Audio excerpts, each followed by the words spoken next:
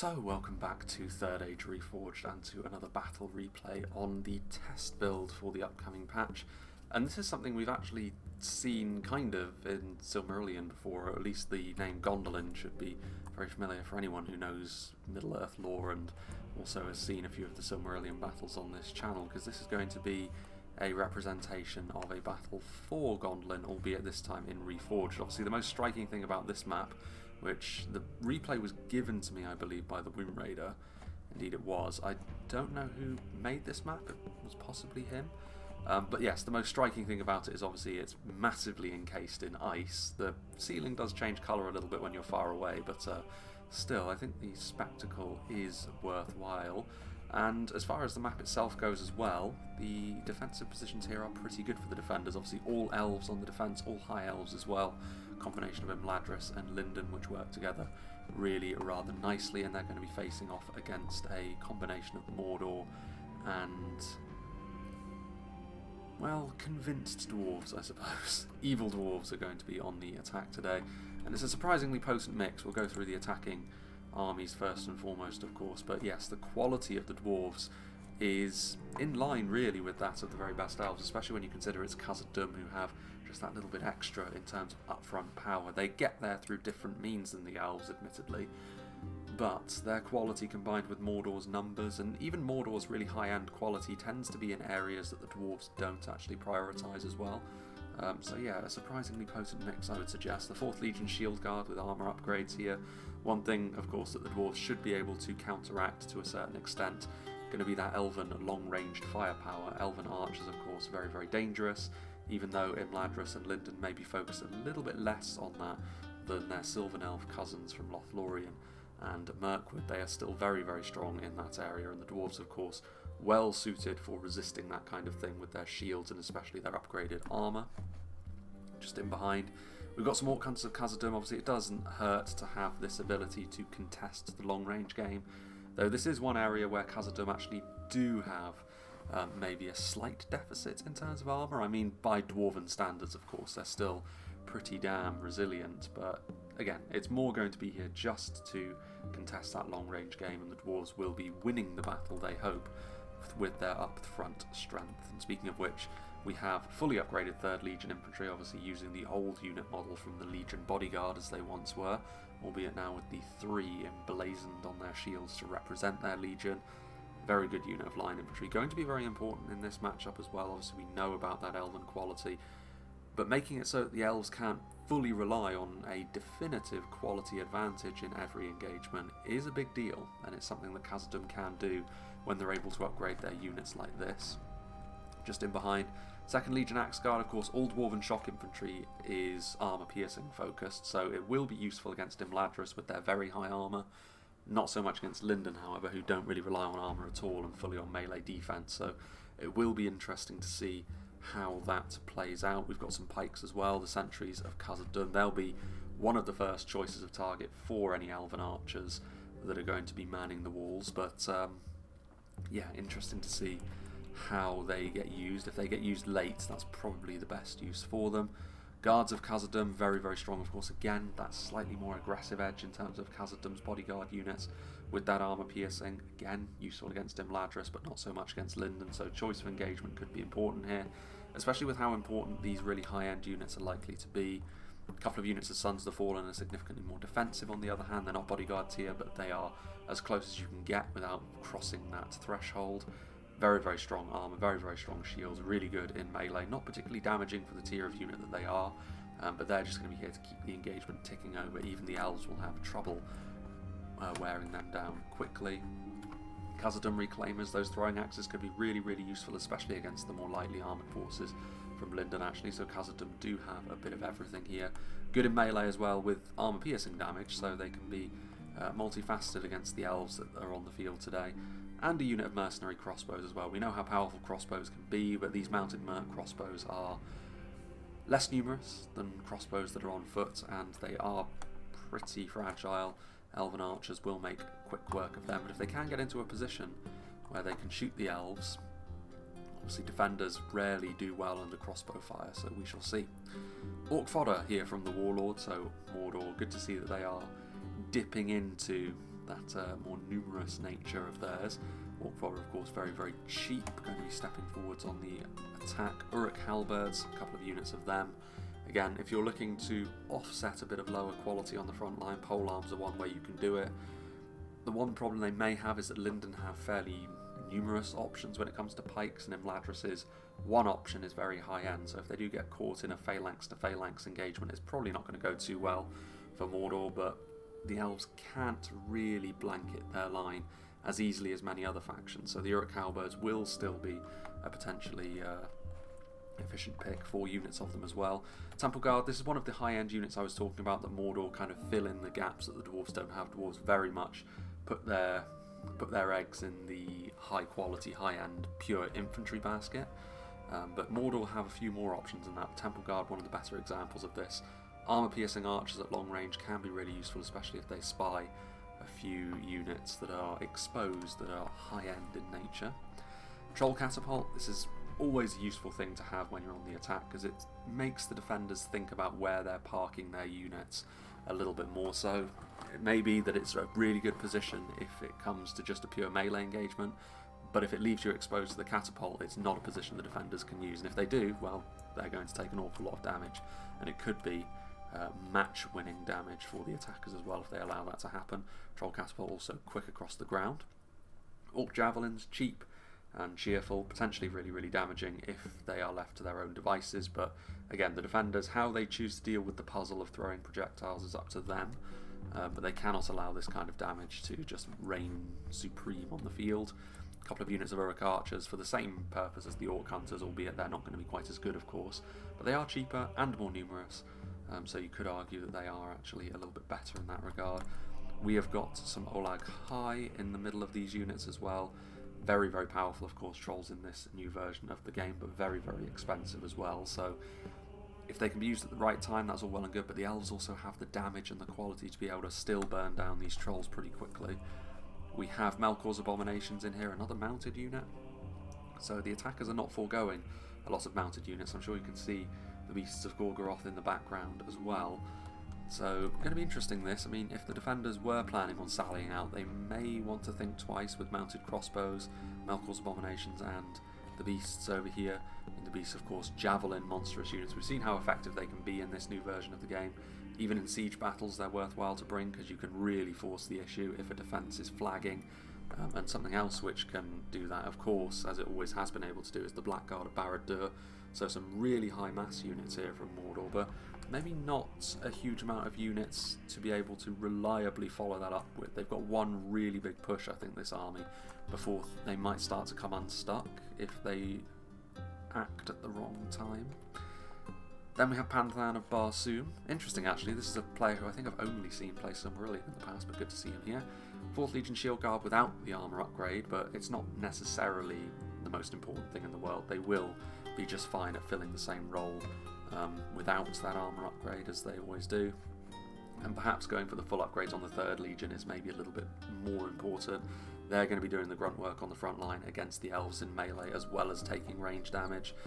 And it is a big deal when you can upgrade your armour more than once. Khazad-Dum Reclaimers, 2 units of them. Obviously big damage from them, as we already mentioned. Sons of the Fallen on the flank as well, 2 units, so going for that sort of highly defensive spear unit. We do have the 1st Legion pikes here also, however. Very, very strong pikes indeed. Offensively, the best pike in the game. Defensively, Lothlorians still hold that over them, but again, late game, this can be an unstoppable force if you don't have the tools to deal with it. Sentries of Khazad-Dum can still be a pain in that regard as well, though they are going to be significantly easier to kill from afar. Meteor Guards are going for the more defensive bodyguard unit. This, the 3rd hit point, I think, is probably the way to go. Here, you will be a little bit less effective against the very best that Imladris have to offer in terms of dealing damage, but that 3rd hit point makes you so resilient to damage, in the Meteor Guard, fantastic at going the distance in a fight. 2 units of mercenary crossbows and a couple of units of Orc hunters, so again, good amounts of range support, good amounts of elites around here as well, but I have to say, most of the armies here from the attackers so far, they've got one really big play, I think, in them, which may be enough to win them the game, but if they do it at the wrong time or don't marry their efforts up, the elves could win that way. Orc fodder are here once again from T.S. Niehoff. We do have the Nazgul at their centre as well, ever the thorn in anyone facing Mordor's side. Very difficult to kill if the player controlling them doesn't isolate them. Even for the elves, it will be a difficult task, unless you've got some really high damage projectiles to your name. We've got more Beasts of Gorgoroth, so again it's going to be really interesting to see how they deal with this much monstrous cavalry. Orc Maulers, more of a shock infantry unit of course, but that extra bit of damage, again, could be useful against Imladris. We have seen Orc Maulers very recently actually be or units like them be very, very effective, cheap, armor-piercing shock infantry, but on this occasion, with how fortified this area is, I doubt the elves are going to allow them to be that effective. But Temple Guard again, more armor-piercing arrows to boot. We've got some Orc Javelins, we've got more Olag High, more Blackguard of Barad-dûr with Uruk Chieftains at their centre as well. More of a basic unit, a bodyguard unit, this for Mordor, but still that quality will be necessary if they are to challenge the elves here. That's a lot of Orc Maulers and another unit of Malkor's Abomination. So interesting setups here. Mordor will be able to keep fast movers at bay if that is indeed how the defenders were planning on playing, although Wound Raider here, playing exactly this battle replay, so big thank you to him, is not going to be doing that. This is the entirety of his Lindon army. He's got the Noldorin Blade Masters at their head. Very, very strong in terms of finesse. None of the attackers have anything that can match them, but again, we'll see. It's kind of an interesting matchup when you think of the elven approach to things when you compare it to the dwarves with their Mithril Guard. He also has the Noldorin Guard here, very, very strong unit of heavy line infantry. It's the area where Lindon don't suffer from light armour. Of course, this does open up armour piercing being effective against them, but overall the quality of the Noldorin Guard is going to be enough to really deal with stuff like Orc Maulers and such, so not really the end of the world for Lindon here. Lindon Mariners there with their javelins, again lots of good opportunities for throwing projectiles in the Lindon roster. We have got some Wardens of Elos Tyrian. Rangers in this version of the game are still very highly thought of. They may have lost their body piercing, but their damage still is a very, very useful thing to have. The Wardens will be one of the first targets for range units for the attackers, but if they can get into a good position, the damage they do is going to be very effective. Dwarven shielded units from the front may be a little less so, but we'll see. Mithlond Pikemen, we mentioned how Lindon can field quite a few pikes. Mithlond Pikemen going to be an important aspect of the defence today. Mithlond Marines, a good combination of javelins as well as sort of medium light infantry. Going to be important for them to be as efficient as possible in this kind of battle. And Mithlond Swordmasters in there as well. Of course, the elves with their heavy swordsmen, the best heavy swordsmen that the game has to offer across the elven factions, you have to say. Lindon Bowmen, relatively light, but again, Lindon's army in general is going to be relatively light. Damage is the key for them. They're going to need to ratchet up that damage very quickly. They should be pretty good at doing that against Mordor. The ultimate litmus test will be if they can do that against the dwarves, the defenders will be in a good position here. And Harlindon infantry representing the basic line infantry that many of the defensive lines will be built upon. Moving on, we have another army which is in one giant blob. We have Davo playing as one of the two Imladris armies today. Eldarenway are here at the centre of the efforts as well. Eldarenway Spearmen, and I'm sure Eldarenway Swordmasters are in there as well, but it's going to be important as well for the more basic Imladris units to really pull their weight here. The swords and spears of Rivendell. Obviously 4v4s means the defenders are not going to have quite so much money to play with, which can be a bit of an issue with the elves, because the elves are so expensive that in order to field a full roster, you can have to play a bit of money Tetris in the deployment phase. But swords and spears of Rivendell at the centre of things, and then Eldarenway to back them up. The Gwathi Myrdain really, really strong in melee. They're going to be today against both Mordor and the dwarves. They're pretty much ideal with their melee defense being a dual wielder. The armor piercing, just in general, the high armor as well that Imladris's best units come with.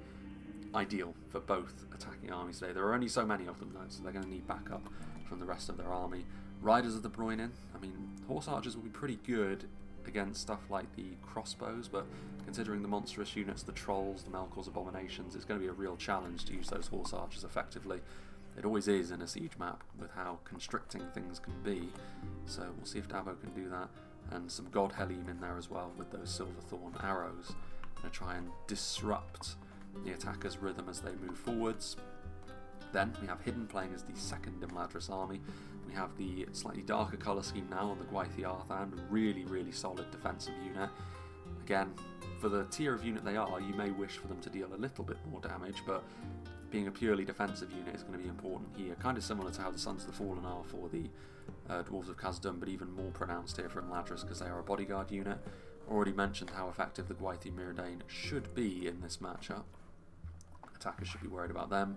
More upgraded Swords of Rivendell, Eldarenway once again, this time the Archers. Spears of Rivendell in this army, from Hidden being armour upgraded as well, just giving them that little bit more resilience. Gwaithir Rockdor, under normal circumstances, they would be the kings of horseback combat, but it's going to be difficult with those Melkor's Abominations, the crossbows and the beasts on the field. May be worthwhile trying to keep them until a little bit later on, and hopefully you're still in touch at that point. God Halim, once again, we've got more Riders of the Broinen, so there are fast movers from both sides, more than I'd expect from both sides as well, so that should be interesting. Swords of Rivendell, Spears, Eldarenway Spearmen, more Imladris Guardians, Eldarenway and Swords, Swords of Rivendell. I mean, this defense position does stick out a little bit more, but there's no way to get across from the other side, so it's worthwhile taking up this position, as long as if you can be flanked by your allies being a little bit too far back. And finally, just in these two horse statues, we have Hertumihai playing as the second Lindon army. Harlindon infantry, kind of similar to the Swords of Rivendell, only they at their base are a little bit stronger. They can't have their armour upgraded, however. Lindar Mariners and Mithlon Pikemen, once again. The Chariots are an interesting call. Mithlon Nobles, again. Strong javelins. Chariots can be very, very effective at breaking up advancing columns of infantry, but even more so than the cavalry we've already seen. If they get caught on Melkor's Abominations and other massive blobs of infantry, they're going to melt away quickly, and it's an expense that the elves can ill afford. Lindar Bowmen, Harlindon Infantry, more Harlindon Infantry, and more Wardens of Elostirium. We've already mentioned how strong rangers can be, and it's something Imladris don't have, of course, so bringing two maybe isn't the worst thing. Make up for Imladris' lack. Mithlond Marines, we've got some Mithlond Pikemen, and once again, two Noldorin Guard flanking a unit of Noldorin Blade Masters, the very best that Lindon have to offer in terms of a melee force. And there's also a ballista up on that hill as well, so could be good for sniping out that troll catapult should the need arise. So I will make a small cut because the attackers have a little ways to go, although if the cavalry does start clashing in the more open snowy fields just in front of the settlement itself, then we shall rejoin a little bit sooner than I'm expecting. But yes, we shall see how the battle begins. So unsurprisingly, it's going to be the Elven Archers that are going to get us underway here, with the Eldarenway way out in front, and they are going to be firing at some rather squishy orcs. Obviously we have mentioned in the build-up that the Uruk Halberds are one way in which Mordor's more numerous army can dig themselves into a prolonged melee fight against the superior quality of the elves. But even then, the elves should have what it takes to do the business against them in melee anyway. Just a few arrows finding their way forwards for the moment. Obviously one of the softer targets they can go after as well. The temptation is, of course, to try and prioritise the dwarves a little bit more, but of course they are so much more resilient to that sort of thing. Unless you can try and circumvent their shields, then perhaps the elves can do the levels of damage that are necessary. 4th Legion Shield Guard moving forward, so the cavalry from both sides that they have brought, not going to be the first thing that is utilised in this battle, and I think that's for the best. I think it was always going to be on the defenders to decide whether the cavalry would be used immediately or later, and I think trying to use it later on is probably the way to go when things are a little bit more stretched. If you can get a victory on one choke point, you then have the out. It's risky, of course, because by the time you use your cavalry, the battle may already be lost, but I think it's better than just throwing them under the bus immediately, especially given the rather scary force, mainly the Melkor's Abominations. That's the sort of thing which can really counteract any sort of cavalry trying to go on the offensive. Beasts of Gorgoroth also loitering with malicious intent. There's a lot of open space out on this map as well, so later on those fast movers could be very, very important. Pikes moving forwards as well. Terrain a little bit less on, well, slightly less of a factor that the defenders can use in their favour here, I would say, at least in the initial chokes. It's one area where maybe the attackers want to prioritise, perhaps a little bit more so where the Wound Raider is concerned, but certainly here, where the defence sticks out a little bit further forward, elevation is something which is very much on the defender's side, something they can use to their advantage. Times were actually times 2 speed. Maybe I rejoined a little bit early. The first casualties were inflicted, but the battle is perhaps yet to truly begin. Lindar Bowman. This will be a good litmus test as well of how resilient Lindon are capable of being in the face of a very heavy-duty, very numerous attack directly into them. It was always one of their Achilles' heels in the last version of the game. They were one of the factions which needed a bit of TLC, and this may be a good opportunity to see how much of a difference that has made. Swords of Rivendell forming up the first line of defence for Dabo's Imladris army. Going up against Khazad-Dum. As we mentioned, usually Imladris can enjoy a very distinct all-round quality advantage in terms of how powerful they are in melee, but that isn't necessarily the case against Khazad-Dum. There are certain aspects in which the dwarves of the Misty Mountains have the edge over them. Our Lindon infantry. And it does seem to be that the way that things have shaken up, Lindon are directly faced with Khazad-Dum, however, and Imladris tend to be directly faced by Mordor. There will of course be mixing and matching as the battle goes along, certainly into its later stages, but it can be a true test of Lindon's skill in melee. Pretty much the two ends of the armour spectrum here. Orc Hunters now getting into position. Of course, one thing that Lindon will certainly still have against them is the fact that their armour is generally pretty light, so any sort of archer is going to be just that little bit more effective. Shields may be pointing in the right direction, but this is not the sort of warfare that Lindon truly enjoy. In many ways, Lindon do prefer a sort of full-blooded melee fight, purely for the reason that they can, as they run their own men over, they will get back up of course, but javelins coming in. Just to let the dwarves know that they won't be able to get away with that fully. Mithlon nobles still firing a few javelins as well. There may be few in number, but those javelins do pack a real punch. Many dwarves will fall if they get hit by them. Still maintaining their position, however.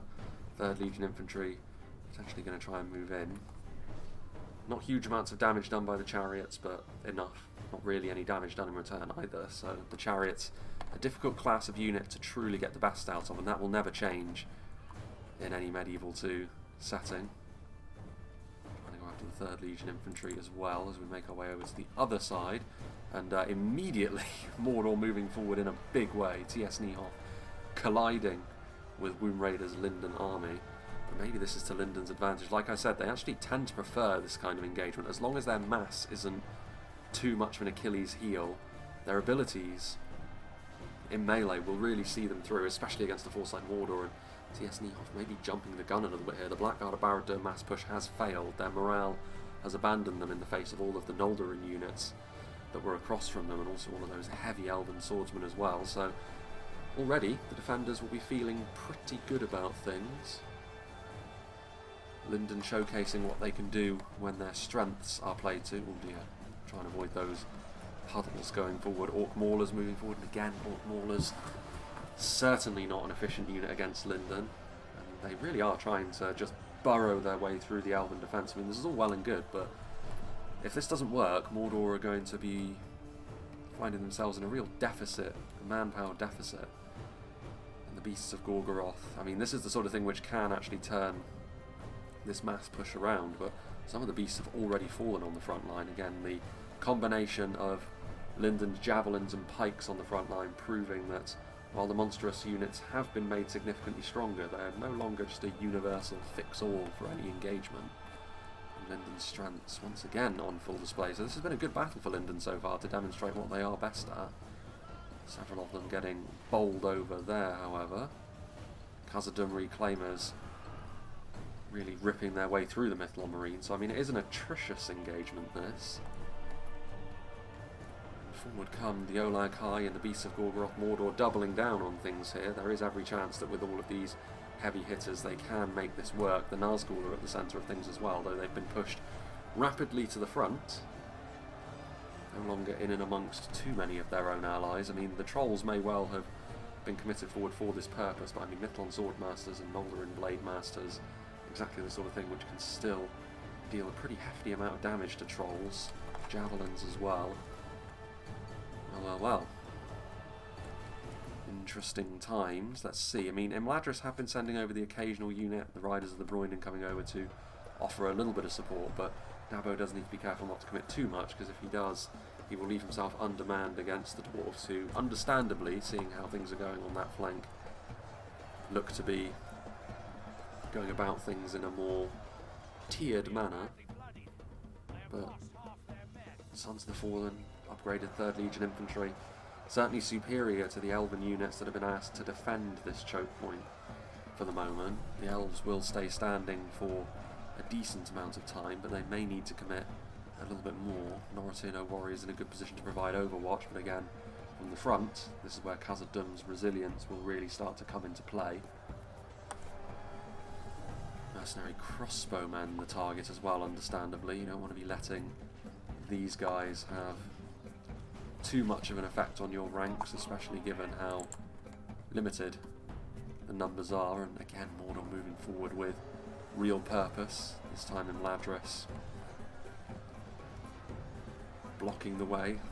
Imladris Guardians with Swords of Rivendell around them. Mordor not able to spread their wings quite as much over here, because there is only one choke point for them to work with, but they will be feeling okay about how this engagement has started so far. It says defeat seems certain for them, but there's only so many elves that are here, and unlike on the other side, Mordor do have plenty left in reserve that they can keep moving forward. The elves sending in some Eldarenway.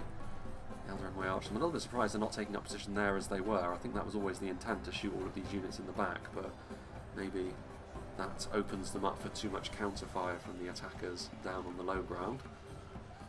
They're still getting hit by counterfire, however, so the actual difference that it's making is debatable. Meanwhile, over here, the chariots opened things up.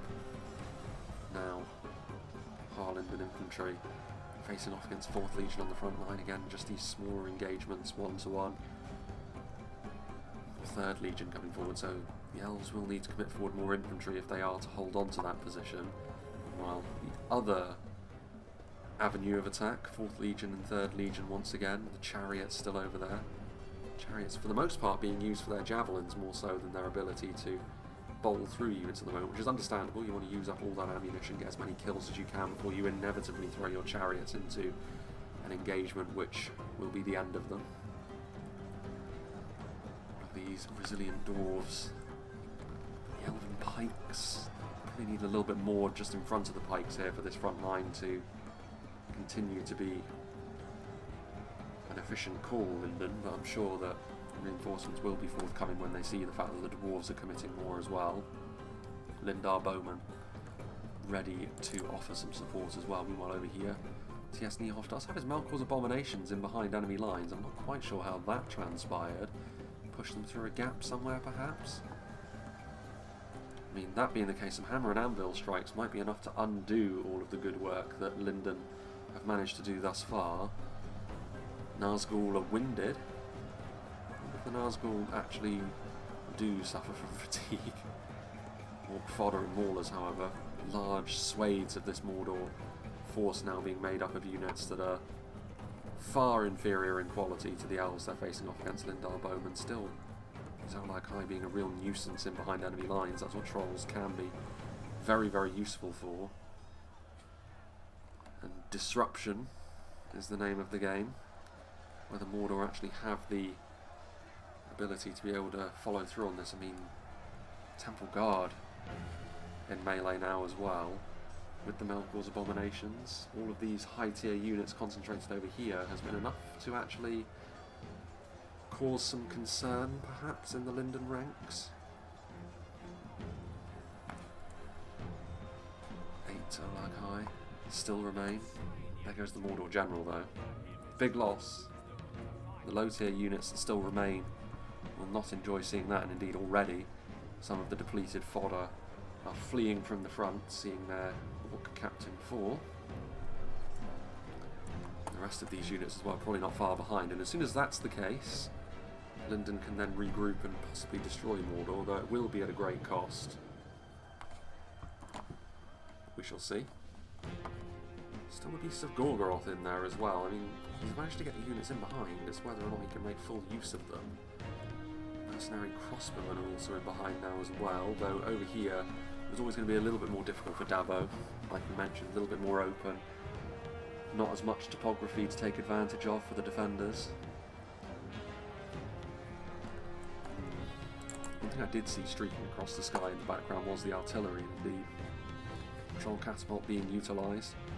Trying to hit the elves up on that small plateau perhaps. One good hit would be all it would take after all to really turn this battle a little sour for the elves. In fact, the way that things are going, it may very well be worth it for the elves to just have this as a rear guard and for the defenders to make a wholesale retreat, which I think has already happened actually down here. Indeed it has, all comes of Khazad-Dum now.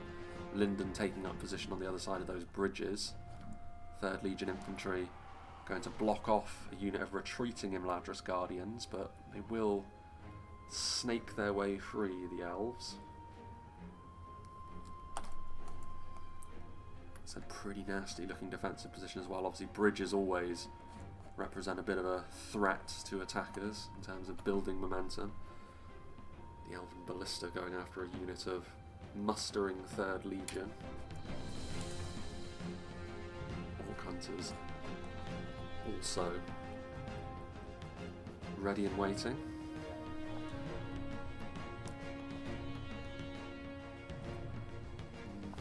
Rockdor thinking about making their move, but not going to do so. Perhaps worried about retreating, with all of the Mordor units also starting to pour forwards. The elves over here, I mean, Dabo is actually committing more units forward, which is an interesting choice. I mean, the fact that the map is essentially split down the middle and all of them are now defending more or less on the same axis means it does make sense, but the temptation was surely there to maybe consolidate and retreat a little further. 4th Legion Shield Guard doing their thing, Spears of Rivendell joining the fray, Swords of Rivendell as well, all unupgraded interestingly enough. Sometimes the elves do run their accounts dry before armour upgrades can truly be considered. These Swords of Rivendell are wavering. It takes a lot, even for basic elves, to start considering to flee without input from the player. Still those Nocturno warriors up high, taking some damage at the hands of those beasts. Speaking of which, kind of a completely separate engagement at this point because a little bit further afield from their allies, both T.S. Nihoff and the Womb Raider. Those Beasts of Gorgoroth though, maybe enough honestly, being used as a bludgeon as they are to actually give Mordor a narrow victory over here, which it goes to show staying power is important. Things looked very, very suspect for Mordor in the early stages of the engagement over here, and indeed it probably hasn't gone quite as well as TS would have wanted, but ultimately any sort of victory here will be appreciated. Ooh, one of the Beasts of Gorgoroth instantly being set aflame by one of the Wardens of Elos Tyrion. It's been a very chaotic engagement over here though, that's what you would say, and even though it was maybe a little bit messy on Mordor's part, there's still a lot of these Noldorin Blade Masters. Will they be able to bring down what remains of the Nazgul, Ardenaeum? It is going to be largely dependent on whether those Beasts of Gorgoroth can get some of those trademark big hits that monstrous cavalry or elephant class units can do. Kill off many men in one stomp, many elves I should say. Over here this engagement also grinding to a halt with looking like a narrow Lindon victory. A couple of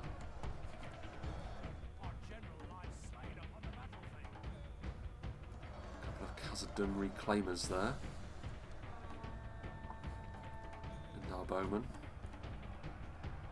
And our mariners as well, the combination of light archers and light javelin men.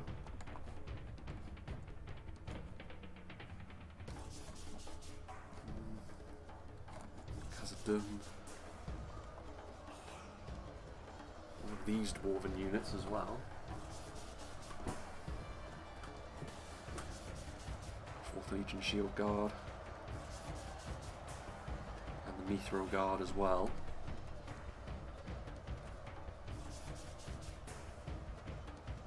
Some of the dwarven heavy hitters now being brought in, but again I don't think there's too much up for debate over here. Panthan will be able to get the better of the dregs that have been left behind, but it's whether or not Imladris have managed to retreat enough units. I mean, they do have a really nice defensive position over here, and they will be getting a lot of kills. I mean, the dwarves may be resilient. That's why the Alderaan have been committed in to stand firm against that dwarven infantry column. The longer they can keep them there, the more damage they're going to be able to do with their firing line. It does look as though the Riders of the Broinen have just run out of ammunition. They do have an opportunity to escape into the open field, however. Even horse archers can be pretty good because of the mass that they can attack with. Setting themselves up over here. Mithril nobles, still the chariots. Chariots who, I think, are still at full strength as well. Of course, as soon as I say that, one of them gets killed by ranged fire. I think it was the mercenary crossman as well. Javelins being used on the retreat, killing off just a few more of those 4th Legion shield guard. Readying themselves now, though. Again, there's a lot of routes, but the fact that 3 of them are bridges, and all of them are pretty narrow. It's whether or not the elves have got what it takes to be able to set themselves up appropriately on each of those. That ballista, it may very well be worthwhile going after the Beasts of Gorgoroth. Each hit enough. And that, I think, is the end of TS's Mordor army. Indeed it is. I mean, it looks like on the minimap there's a fair few units heading over here, but I think pretty much all of them are going to be heavily battered and bruised, but I'm sure that Dabo will be grateful for any reinforcements that arrive.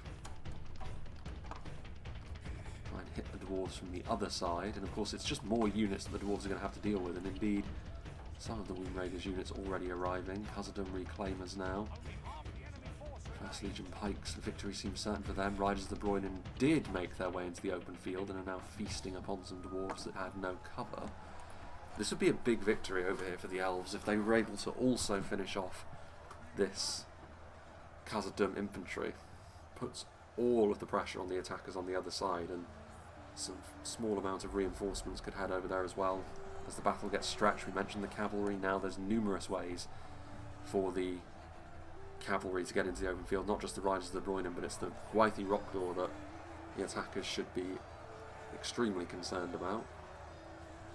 Riders of the Broinen getting in there. I mean, as they do this, they will take a lot of damage, but it is worth just trying to whittle the dwarves down. There goes the Dwarven General as well. Khazad-Dum made of sterner stuff mentally than Mordor, however, so it will take more than that for them to consider fleeing en masse, and indeed stuff like the Hammers of Gundabad won't. Locke's morale will keep them fighting. I think as well, was it the Gwaithir Myrdain? Yes, indeed it was. We mentioned how very useful this unit is going to be against both Khazad-Dum and Mordor, and this is where they can really earn their keep against some of the best, and indeed the best, that Khazad-Dum have to offer in the Mithril Guard. This is where the elves can potentially prove their superiority with a bit of that ranged support as well. It is an engagement which seems to favour the elves in terms of how it's set up, with some Lindon units arriving as well, the dwarves finding themselves exposed in the rear. Meanwhile, Gwaithir Rockdor and Riders of the Broinen going after something over there. Dwarven reinforcements still that have been left behind? I guess so. This unit of Orc Hunters being held in reserve. I mean, they will be cycle charged into oblivion now. There will be no more Dwarven reinforcements as a result of this. Lance is down. The most the dwarves can hope for is that the elves lose micro on some of these cavalry units and start doing their thing in melee. Meanwhile, Mithlon nobles running through their own men again, making it difficult to organise themselves. So yes, here we go. And the attackers are doing the right thing here, pressurising every position. 3rd Legion, though, you can see the Silverthorn arrows, the clear projectiles, the God Helim. It will make their advance across the bridge just that little bit more awkward. Lindar Bowman in a good position there. The first of the engagements to kick off over here as Khazad-Dum collide with the Lindon front line. Mithlon Pikemen and Noldorin Guard. It's a potent front line. It's not perfectly organised, but the dwarves will be hoping to try and take advantage of that, try and get in and amongst the Mithlon Pikemen as much as they can, which is what Tommy's trying to do with those 2nd Legion of his. More reinforcements on the way forward. There was some Swords of Rivendell just to add some more numbers in there. Those elven blades, trying to find the gaps in that dwarven armour. 3rd Legion infantry scurrying into melee as well. Ones of Alos Tyrion, we already mentioned how deadly rangers can be. Flaming shots. And we saw the Blackguard of Barad-dûr on the other side from TS Nihol get stopped dead in their tracks by Lindon, and it's in danger of happening again. Their morale shaken. As long as they keep moving, they may very well manage to get through. Those javelins, however, and that arrow fire. Using Uruk halberds to mass push as well. Phalanx units not often used for that. Their stats are so low, up close and personal, that they can fold pretty quickly, but again, yeah, broken and fighting to the death. Could still work out for them. They are trickling through, but they're wavering. I don't really think this is, and they do end up routing. So Lindon have held firm in the face of this extreme Mordor aggression, which is good to see. It's probably not something they would have been able to do in the last patch, honestly. Wythy Arthand, maybe not the best unit for ripping through trolls quickly, but they've already taken a lot of damage actually as a result of the initial engagements against Imladris on the outer plateau. Supported by Uruks or no, I think the elves will be pretty pleased with how this engagement has gone, and so far I think as we look to approach the final 10,000 frames, the defenders are looking pretty good value for themselves at the moment. We have seen this before. Late game the attackers can more easily come into their own, can more easily make a comeback from their perspective. Defeat seems certain for the Sauron's will, already very depleted. Meanwhile over here, the red blob, completely surrounded by elves over here. Still says victory is almost a certainty. That up front force, the 1st Legion, 3rd Legion, Hams of Gundabad, with the Meteor Guard at their centre, it's a very potent mix, and still they are making progress. The Wythy Myrdain have done a very good job. They've taken a lot of damage, but it's going to be a very close run thing, this. I don't think whoever wins this battle is going to have the biggest impact on things on the other side, but I think it's more important for the defenders to be able to completely consolidate their victory over here. It would be more of a problem for the defenders if they saw even a very minor amount of dwarves making their way across from this side.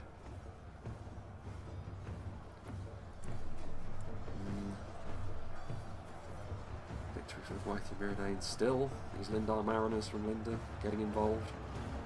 I think this is going to be it. I mean, maybe the elves will have a little bit more than I was thinking they might. Riders of the Broinen, Wythy Rockdor, still 31 of them.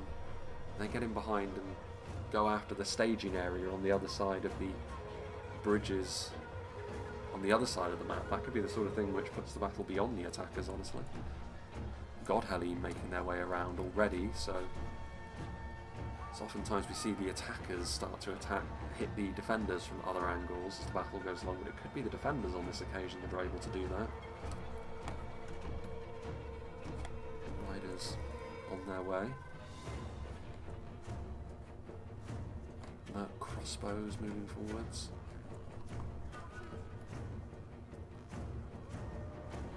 The Godhelene Uruk halberds are routing, and all of those attacks, or at least the attacks on these bridges over here. I mean, the mercenary crossbowmen technically have claimed victory over here. The longer that these guys are left to their own devices as well, the more painful for the elves it's going to be. You can't afford to let these crossbows get too many shots off.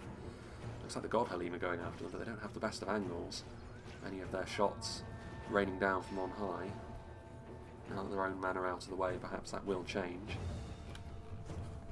To deal with them as fast as possible. Meanwhile, Eldarin Way archers in melee, facing off against sentries of Khazad-Dum. Things looking distinctly messy. You can tell that both sides now are sort of flinging units in against one another in an effort to keep their shape. Tommy has had a little bit more luck now though. Slightly slower push than Mordor attempted, but it looks as though it's maybe borne more fruit. Troll catapult crew, I think, trying to pull back now. I think the presence of those Malcol's abominations, which were an issue on the other side for Lindon as well, forcing Lindon's hand a little bit once again, having to reorganise themselves, although I don't think there's any escape for Lindon over here. And this, maybe, Tommy's Dwarven army is the one significant victory we've seen of the attackers so far, and it comes about more or less exactly on the 10k frames mark, so we'll see if he is able to pull his team through. A little bit of support still from Mordor here and there, though they took a little bit more of a beating in this phase of the battle.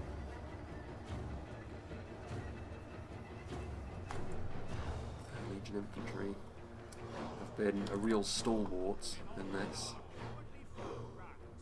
Rook archers, 202 of them. Mordor throwing forward what they can now.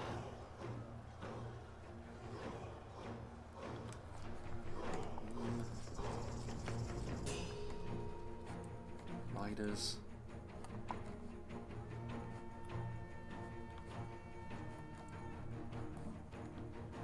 Back here, in the shadow of the ice walls, this little frozen pool, is it? It's supposed to be ice. They're kind of clipping through it a little bit, but this is to be where the final stand takes place, eh? Well, by the looks of things over here, victory has been achieved. Waithy Myrdain still standing as well. 20 of them. Very bloody engagement for them, but they certainly did their job. The mercenary crossbow flees. So victory over on this side. Both Lindon and Imladris, battered and bruised though they may be, we'll have to go again. Those Metal Nobles still alive, only 30 left now, but still. Riders of the Roinen just trying to take stock of things. I mean, it is a scary looking Khazad-Dum force that still remains by the look of it. They of course have the guards of Khazad-Dum for that little bit more attacking edge, which may very well be a bit of a difference maker going into the final phases. Mithlond Marines understandably routing given the scale of the task before them.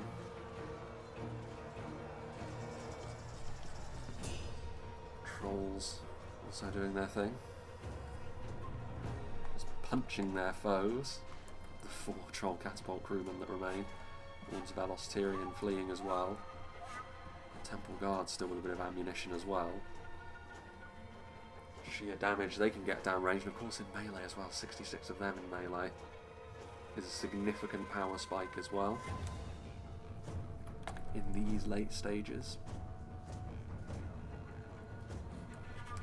Javelins shuffling forth as well. It's where the defenders choose to make their stand now. I mean, is in here really the best position? Still have a ballista. That sort of ammunition. I mean, artillery, as always, can be the great leveller. Ballista is a little bit more controllable than other artilleries as well. Artillery pieces. It's just whether or not you have the right position to be able to rip through the enemy ranks. You definitely cause some panic in what remains of Mordor with that. Very close going into the final phases here, though. Sons of the Fallen. Yeah, I mean, 68 guards of Khazad-Dum, 66 Temple Guard. When you go into sort of the late game and it's low quantity units, you do tend to look for the quality, and that seems to be where the quality in the attackers is bound up. As for the defenders, I mean, we've already seen Waithy Myrdain, both units of them, however, are pretty depleted. Much of the defending quality. 66 God Halim, 59 Noldorin Blade Masters, in spite of Tumahai being bludgeoned really by the dwarves on that bridge assault. He was able to save his most important units, the Wound Raiders, who have already seen so much action as well. Still a factor, but a significant one nonetheless. Have they got a good angle here, the God Halim? Doesn't really look like it. Sons of the Fallen. And again, this might be a ×2 moment. Of course, as soon as I say that, they then actually start firing. Good opportunity this to get as many kills as they possibly can. It's the sort of thing which, again, is close enough to the point where any damage they can do with this will be important. I mean, I can understand what Tommy's trying to do here. He's going to have to try and attack from both sides. He and what remains of the Warlord's Mordor army.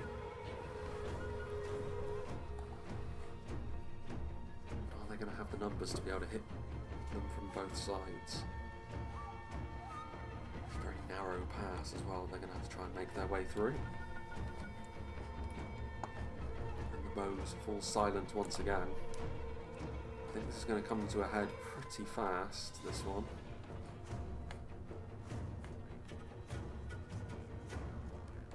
Archers. Temple Guard getting in a pretty nasty position.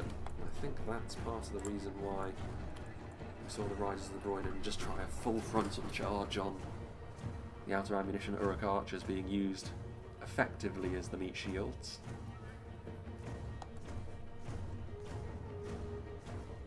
Javelin's in a pretty good place as well. Mordor have some good supporting tools, it's just whether or not the attackers on the whole have got enough up-front might to be able to dislodge the defenders here.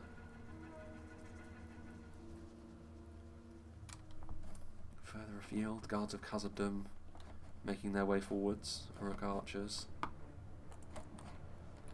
And the elves now counter-attacking. I mean, considering the fact that they can't really reinforce one another, the attackers, Tommy's dwarves making their way forwards, trying to concentrate their efforts. I mean, this is risky because those Orc Javelins will now be in full range and they should be pretty effective here, but they are being attacked by Godhalim, which will send them flying. It will make it more difficult for them to get consistent volleys off, but I mean, this is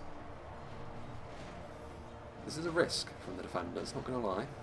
Wythy Arthand at the head of things, however, as we already mentioned, as far as regular infantry goes, they may very well be the most resilient in the game. Not particularly devastating, but you don't need to be that devastating when Uruk Archers are on the menu. More so against guards of Khazad-Dum, perhaps Godhalim managing to weasel their way behind enemy lines, and they will be able to silence the Orc Javelins at the very least, although the real prize probably is those Temple Guard.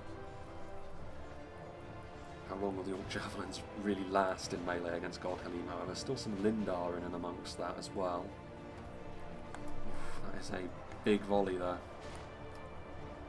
Riders of the Groinen and Mithlon Nobles heading over to the other side, probably to try and delay the dwarves trying to hit this final stand location from the other side. Apples, Abominations, Lindar Bowman wavering, but the Godhalim, the ones really doing the business. It's like Khazad-Dum Reclaimers. There was a lot of really nasty throwing projectiles here. If the defenders do go on to lose, marching directly into them may not have been what the situation called for. Oh, Alderman Blade Mass over there. I mean, Khazad-Dum Reclaimers can look after themselves better in melee than the Orc Javelins is the problem. So too the Temple Guard. Uruk Archers still with some ammunition as well. There's a lot of damage being poured into that Elven Blob. Throwing axes as well. Guards of Khazad-Dum at the centre of matters once more. Wythy Rockthor trying to get a good opportunity to get a good charge. I mean, the Lances are down, but that's just as they move in behind to try and get some hammer and anvil strikes. Noldorin Blade Masters and the other unit of Godhalim are over here, however, so the Elves should be victorious over here, just in pure melee terms. Those pikes are the one thing which may throw a slight spanner in the works. Ballista, I think, trying to go after those units that are in support. The crew themselves may be called upon as well. There's 129 of them after all, which at this stage is pretty substantial.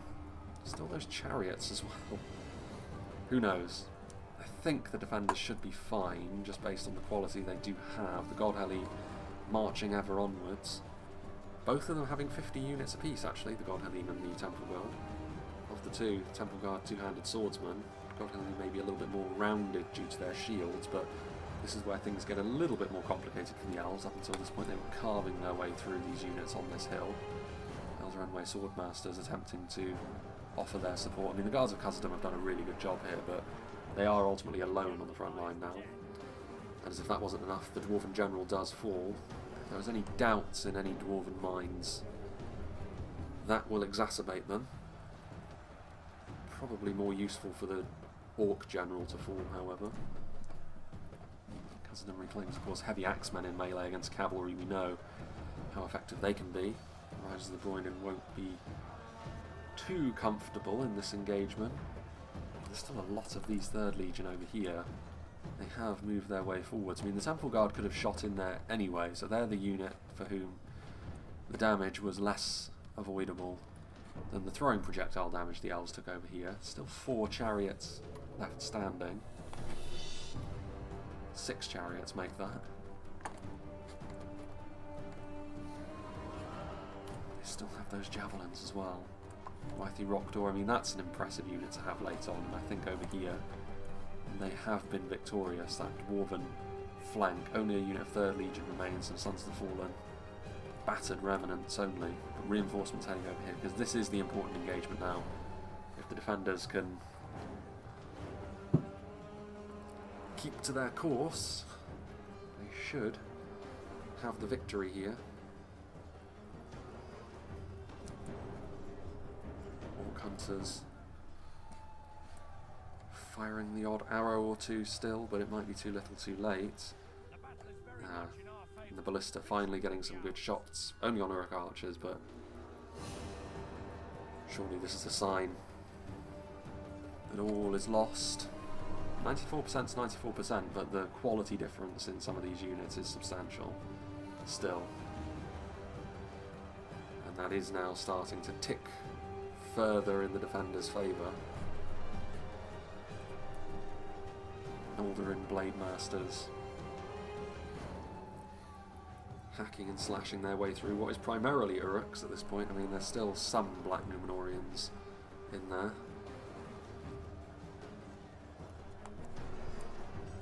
The Rock Door just buzzing around, but at this point they don't really have anything. I mean, the rarest of things, I guess, because it looks as though that by the end of the battle there are still going to be chariots left standing. Usually they are very much a forlorn hope kind of unit. Send them in and they will do damage, but ultimately they will fizzle out. But on this occasion they have been preserved in some form right to the end. Oof. That elf hewn a dwarvish axe. Legion shield guard still. Those pikes, which have been important in this battle. I mean, in facing down against the big advances, Lindon's unit compositions in this version of the game, you can already see how they are a little bit more well-rounded, a little bit more viable. Probably the main takeaway of this battle as a whole, actually. Everyone knows what Imladris are all about after all, and they too have showcased that here. The Dwarven Resilience was on display as well, but Mordor, in the past, we've seen them be able to engage in these sorts of tactics, full-blooded, mass-pushing, great shields, trolls. In this version of the game as well, we've seen them do that and be pretty successful. It's difficult to deal with, and it was difficult to deal with here as well, but it is not going to be enough to guarantee any sort of victory by any means. So every faction has a lesson to be learned here, I think. Would come the God Helene. I think the Temple Guard are probably going to be the last ones remaining here. Cavalry making their way forwards as well. That means I guess the Warlord is going to be the last attacking army left standing. We will smash the enemy.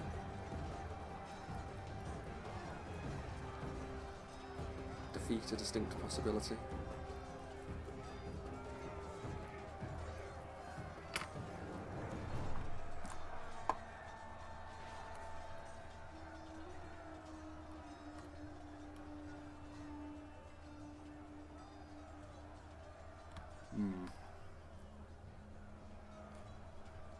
And indeed, there go the dwarves. So I guess at this point, it's going to be a ×2, right to the end. This Orc and Numenorian final stand. There is the General as well, still alive. Clinging on, 2% the difference, which seems about right. It's a battle where the defenders, for the most part, most of the key moments in the battle did go their way. The one exception to that rule was probably Tommy's attack across the bridges, which went in favour of the attackers. That was kind of what made the late game as close as it was as well, I think. Definitely an intriguing battle there. Players now starting to admit defeat.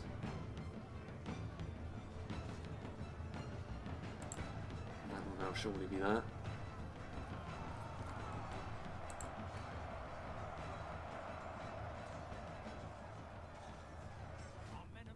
Finally, the general falls.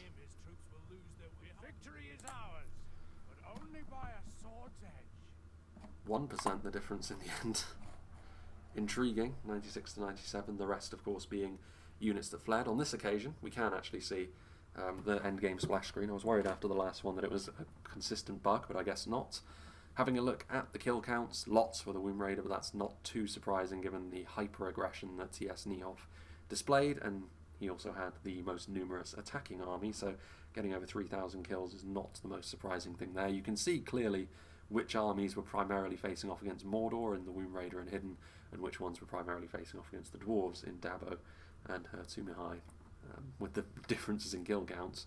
As for the attackers, it doesn't really make too much of a difference there, of course. They're all facing off against Elven forces with more or less the same size armies, Hidden with slightly smaller army, which is probably why the Warlord, his direct opponent, also was lagging behind a little bit. So obviously you always have to consider the size of the army that you're facing. I don't think anyone had a particularly poor game here. I mean, you can argue maybe that the decision to be so aggressive early on did not pay off for TS, but it is what it is. You live and die by the sword, and that sort of decision in the past, more often than not, has paid off for Orcish attackers like that, especially against Lindon, given their lightweight nature. But I guess this goes to show that just unthinkingly, excuse me, I nearly choked on something then, unthinkingly flinging your units in ultimately may not be the way against Lindon any longer. Anyway, let's see what did the damage here. The Womb Raider, casualties inflicted, 199 for Wardens of Elostirion, which is okay. Noldorin Blade Mass is 166, but the real standouts here were the Lindar, actually, especially the Lindar Bowmen. 312, 354 on basic, fairly light archers, and obviously anything they got in melee on top of that as well, but the blobs that Mordor were forming were maybe the key here. 388 on Mithlond pikemen. We mentioned how important the pikes were.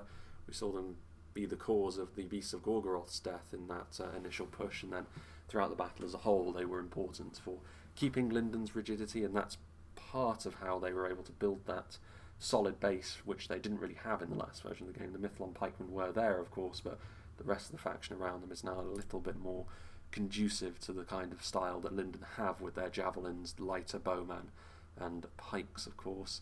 Her-Tumihai's Lindon army, again, Noldorin Blademass and Guard doing okay for themselves. They were only really committed late on against some of the heavy hitters, however, so decent kills. Again, Wardens of Elostirion did okay, Mithlond Marines did okay, again, multifaceted as they are, the Ballista. But the Mithlond Nobles, the real standout from Her-Tumihai's army, kept them alive for a long period of time, constantly taking nibbles out of the attackers as they move forward.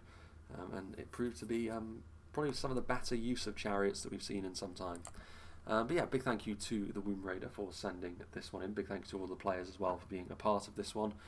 Still got a few more patch previews actually, and also I'm going to be going into a couple of probably midweek Silmarillion replays as well, with some overhauls that have happened over in that sub-mod as well.